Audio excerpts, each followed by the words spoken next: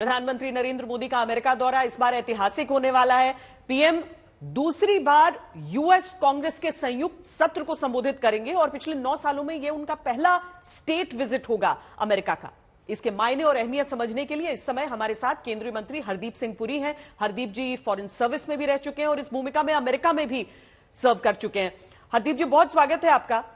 ये कितने सम्मान का विषय है कि पीएम अपनी स्टेट विजिट पर जब जा रहे हैं तो वो दूसरी बार यूएस कांग्रेस के जॉइंट सेशन को एड्रेस करेंगे, इसे हम किस नजर से देखें? श्वेता जी, स्टेट विजिट और जो कॉन्टेक्स्ट है उसका जरा हिस्टोरिकल पर्सपेक्टिव हम देख लें। भारत से 1947 से कई हमारे प्रधानमंत्री जी वहां गए हैं, उनका स्वागत भी हुआ है। बट नरेंद्र मोदी जी पहले भारतीय प्रधानमंत्री हैं और मैं समझता हूं विश्व भर में कुछ ही और लोग हैं। He is in the company of people like Winston Churchill और Nelson Mandela, whose place in history is not determined by the power they held, but एक तो वॉर टाइम एफर्ट था विंस्टन चर्चिल का, दूसरा नेल्सन मंडेला ने जो anti apartheid struggle रखी, और मैं समझता हूं माननीय प्रधानमंत्री जी Narendra Modi ji, these are the few figures who have been given the unique honor of addressing a joint session of the US Congress twice.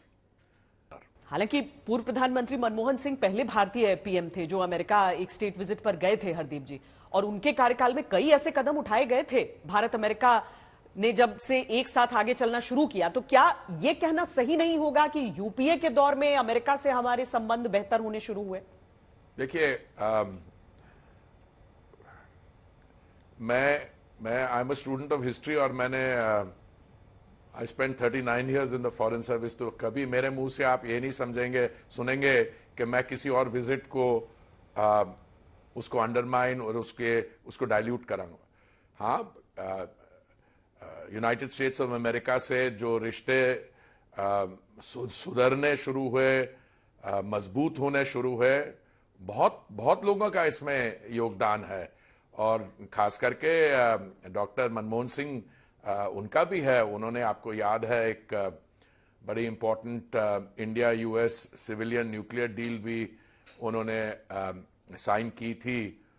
काफी पॉलिटिकल रिस्क लिया था उन्होंने, आपको याद होगा कि उनकी जो सरकार थी यहाँ पे, दैट ऑलमोस्ट बिकेम वल्नरेबल। पर अभी कॉन्टेक्स्ट कुछ अलग है। मैं बहुत वर्ष पहले, मैं जब फॉरेन सर्विस में था, मैं अमेरिका डेस्क में था, जॉइंट सेक्रेटरी था। बहुत ऐसा भी समय था कि America viewed us through a cold war prism. हमें भी हमारी वैल्यू सिस्टम में डाउट्स थे स्ट्रॉन्गर रिलेशनशिप पे। पर जो मोदी जी के 9 सालों में इंडो यूएस रिलेशनशिप की स्ट्रेंथनिंग हुई है, मैं समझता हूं it has built on the past, but ये अपने आप में एक बहुत ही स्ट्रॉन्ग रिलेशनशिप हो गया। पर हरदीप जी, 9 साल में क्या बदला? क्यों ऐसा है कि हम जब अमेरिका से अलग राय रखते हैं, जैसे कि रूस यूक्रेन युद्ध हुआ, उसके बाद रूस से हमने तेल लिया जिसको लेकर कई बार आवाजें तो उठती थी, लेकिन भारत कड़ा होकर जवाब देता रहा, या फिर अमेरिका से भिन्न विचार रखना हो तब भी अमेरिका हमारा सम्मान करता है। क्या हम ये समझें कि आज की तारीख में भारत अमेरिका के संबंध बराबरी के हैं? देखिए, कोई एक इसमें कंट्रीब्यूटिंग फैक्टर नहीं होता है। एक देश की अपनी स्टैंडिंग होती है। जब मोदी जी ने दायित्व संभाला तो उस समय हम विश्व भर में, हमारी अर्थव्यवस्था 10वें स्थान पे थी। आज उसको लेके 2023 में 9 साल के बाद हम 5वें स्थान पे आ गए हैं।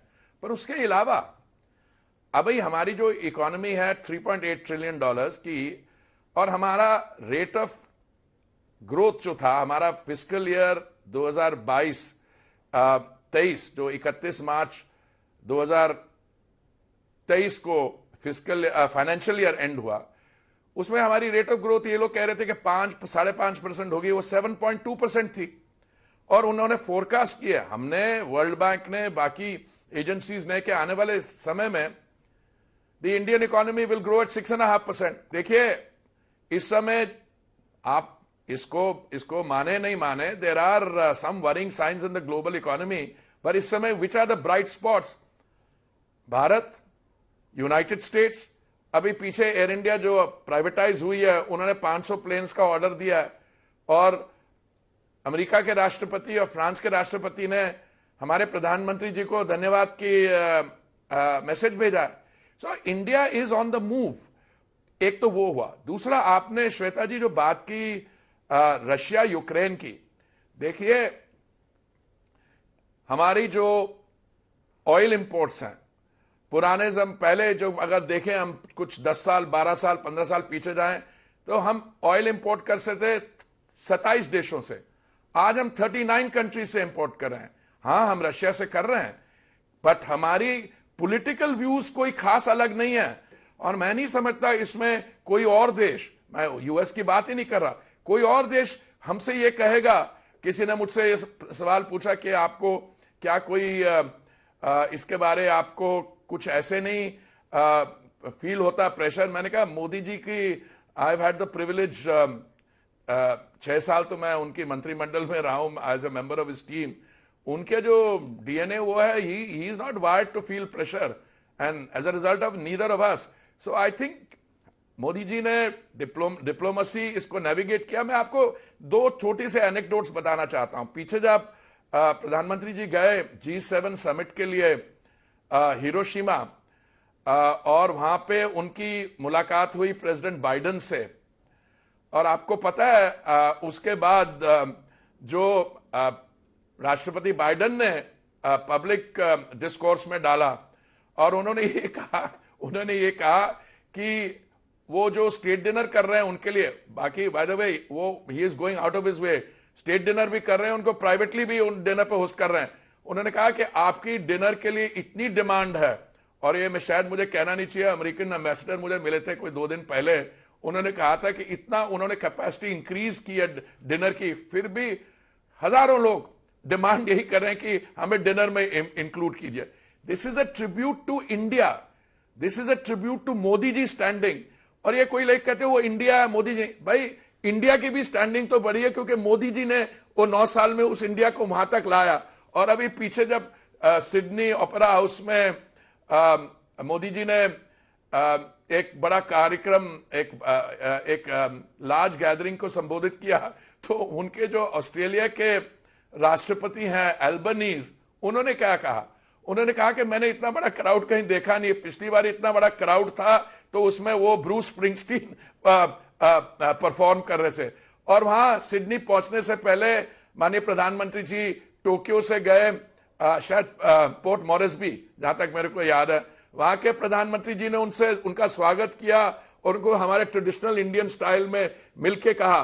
पर जो एयरपोर्ट की उनकी वेलकम सीन है, शॉर्ट, मैं उस पर नहीं जाना चाहता हूं, मैं उन्होंने जो स्पीच में कहा, क्योंकि मैं एम स्टूडेंट ऑफ हिस्ट्री, मैंने पढ़ा, वो कहते हैं हमारे लिए बहुत एक महत्वपूर्ण चीज है कि आप आज G7 में, G20 की आप अध्यक्षता करें, G7 में आप बोल रहे हैं, हमें किस चीज की खुशी है, हमें किस चीज का गर्व है कि आप हमारे बीच में से आए हैं, कि आप एक डेवलपिंग कंट्री इस स्टेज पे पहुंचे। So this is the standing of India, this is the standing that Modi ji and India have reinforced each other, the new India, और इसका स्वागत होगा वॉशिंगटन डीसी और न्यूयॉर्क में।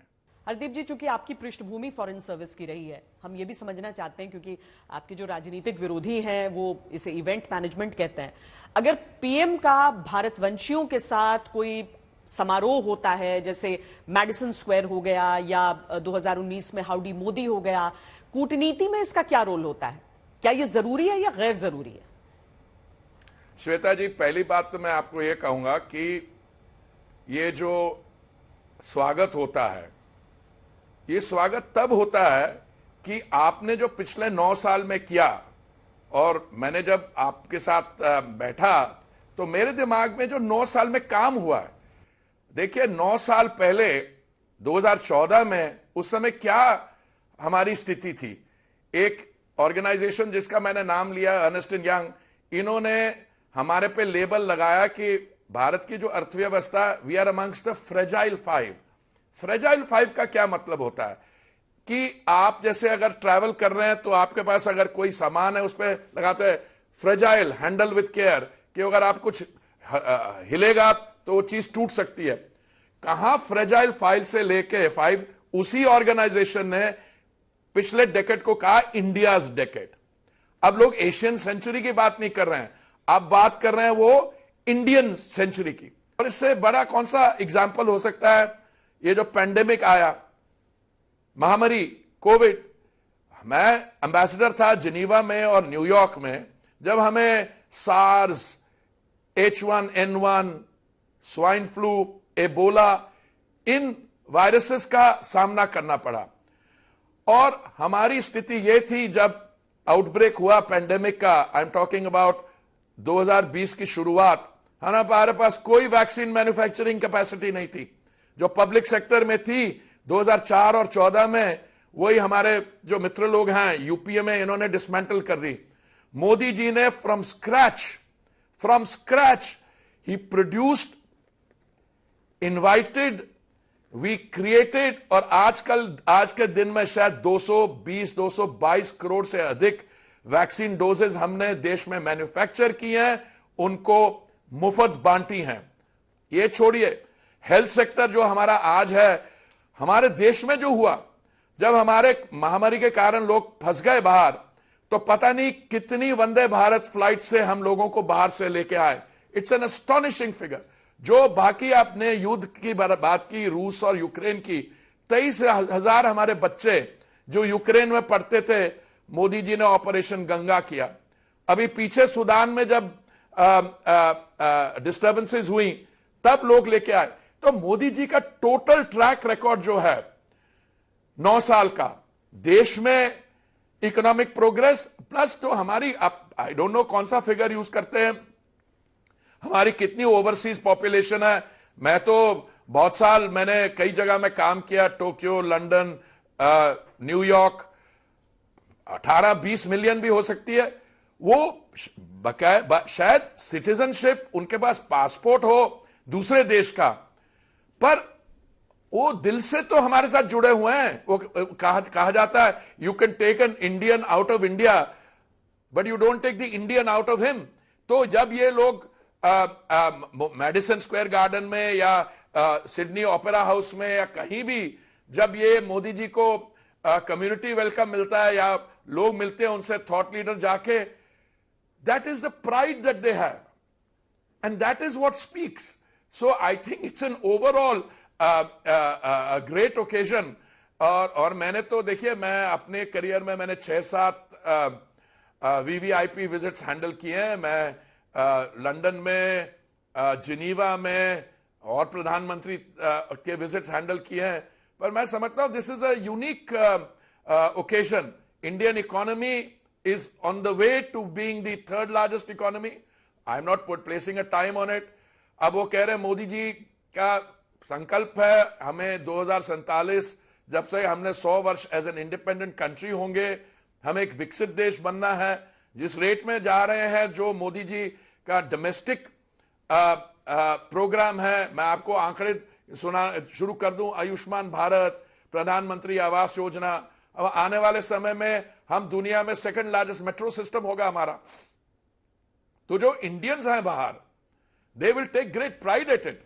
और जब भारत के elected prime minister, world's largest democracy, also the world's oldest democracy, जब वो एक लीडिंग इकोनॉमी के साथ, जो उनकी अर्थव्यवस्था हमसे बहुत बड़ी है, जब उनके साथ बात करते हैं, it is a dialogue between two mature democracy.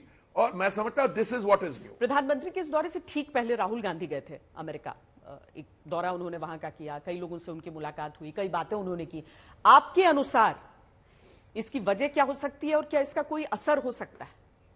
Shweta जी, मेरी आपके साथ इतनी बढ़िया इंटरव्यू चल रही थी, मैं दिल की बात आपके सामने, आपने आखिर में आके कैसा सवाल पूछ लिया। देखिए, मैं आपको यही कहूंगा कि अगर हमारी इकोनॉमी 5.5% की जगह 7.2% हमारा लास्ट फाइनेंशियल ईयर में था, मैं इस युवा नेता जिसका आपने नाम लिया, मैं उनको सजेस्ट करूंगा, उनको हमारे साथ बैठ के सेलिब्रेट करना चाहिए। वो बाहर जाके ऐसी कुछ बातें करते हैं उनको खुद याद नहीं कि यहां क्या हुआ है। देखिए, democracy is the lifeline of India, और डेमोक्रेसी एक ऐसी, it's not just a form of government, it is a way of life. और हमारे यहां डेमोक्रेसी हमारी बहुत प्राचीन, वैशाली में हमारी रिपब्लिक्स थे, और हमारी डेमोक्रेसी को एक ही बार सही माने में थ्रेट हुआ। थ्रेट क्या हुआ? सिविल लिबर्टीज काट दी गई। जब इस माननीय युवा नेता की ग्रैंड मदर थी, और मुझे जहां तक याद है 1975 में शायद जून का ही महीना था, शायद ये एनिवर्सरी हमारी आने वाली है शायद कुछ ही दिनों में, शायद 25 तारीख को। तो ये बाहर जाके डेमोक्रेसी की बातें करते। उन्होंने एक और बड़ी इंटरेस्टिंग बात की, कहते हैं कि माइनॉरिटीज आर अंडर थ्रेट। आपको मैं शक्ल से भी माइनॉरिटी का लगता हूं, और मेरी बात करने का भी तरीका है। मैं तो आपको ये कहूंगा, उनको मैं याद कराना चाहता हूं, मेरी तो उम्र काफी हो गई है, पर जब इनकी 13 साल आयु थी तो आसाम में एक नेली मैसेकर हुआ था, जिसमें 2000 हमारे भाई बहन उनका कत्लेआम हुआ था।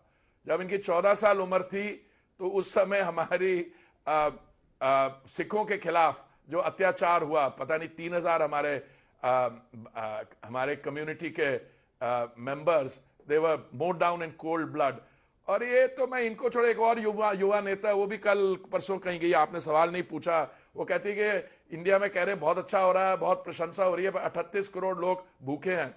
क्या ये पंजाबी में कहते हैं कि वह मत मारी गई है? ये भूल गए कि 80 करोड़ लोगों को दिन का 3 समय का ड्राई राशन जो महामारी के समय शुरू हुआ था, अभी भी चल रहा है, अभी भी चल रहा है। सो ये एक बाहरी जो किसी को इंफीरियोरिटी कॉम्प्लेक्स होता है, वो यहां पे लोगों के सामने बात रख नहीं सकते, तो क्या करते हैं, बाहर जाके जो ऑडियंस होती है वो कह रहे हैं उन्होंने किसी ट्रक ड्राइवर को इंटरव्यू दिया, पता लगा वो ओवरसीज कांग्रेस का ही कोई कार्यकर्ता था। तो मैं I wish them the best of luck. The new India which will celebrate economic growth and success. और जो बेनिफिट्स हैं मोदी जी के 9 साल के गवर्नेंस के, वो हमारे सबसे जो वल्नरेबल सेक्शंस हैं उन तक पहुंच रहे हैं। तो हम उस चीज को सेलिब्रेट करते हैं कि हमारे जो scheduled caste, scheduled tribes, OBCs, जो आप देखिए जो वल्नरेबल सेक्शंस हैं। आयुष्मान भारत का, मैं अभी जम्मू में हूं, यहां पे हर एक नागरिक को आयुष्मान भारत का कार्ड मिला। और ये लोग ऐसे हैं, मैं समझता, मुझे हैरानगी होती है, जो अच्छी चीजें हैं उसके साथ आपको एसोसिएट करना चाहिए, पर बाहर जाके आप एक और नैरेटिव पर। बहुत बहुत धन्यवाद श्वेता जी। बहुत बहुत धन्यवाद हरदीप पुरी जी, हमसे बातचीत करने के लिए। देश और दुनिया की बाकी खबरों के लिए आप देखते रहिए आज तक।